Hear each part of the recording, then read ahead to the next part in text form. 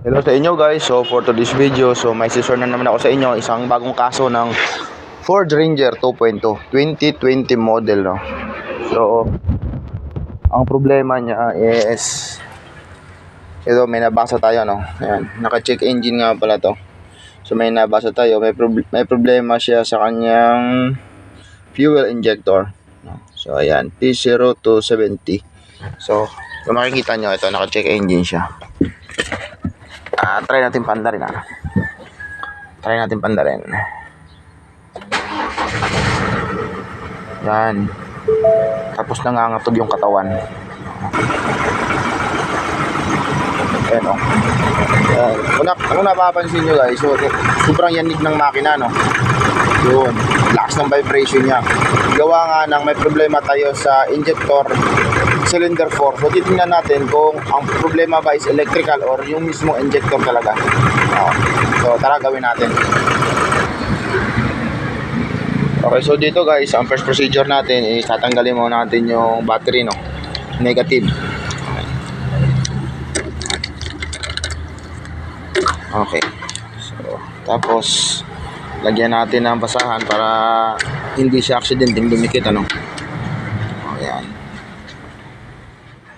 So dito guys, kinakalas ko yung injector 4 natin. So medyo nahirapan ako. Kaya nung pagkakalas ko ng injector 4, pinagpalit ko siya last nung injector 1 para kung sakaling dumating na yung parts natin ng injector, so madali na lang natin maikabit yung injector kasi may naikabit na tayo doon sa 4 na galing sa 1. So ang 1 na lang yung lalagyan natin ng injector. Okay guys, so ito, dumating na yung in-order natin na na injector, ano. Yan, so sa Manila pa natin to in-order, sa Luzon. So ito na siya. Yun, brand new. So tara, ikabit natin.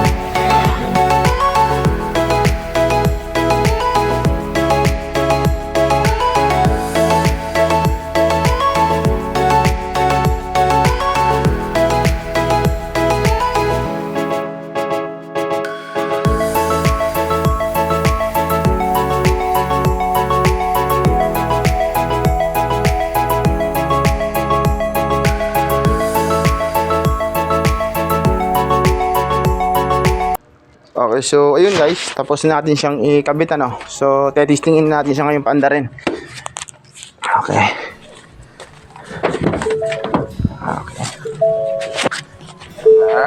Testing. 2020, ano na nga pala to, push start, no. So eto siya. So hindi mo natin siya babasahan muna ng scanner. Tingnan natin kung mawawala, ano. Okay, start natin. Ayun, mandar. One click. Okay.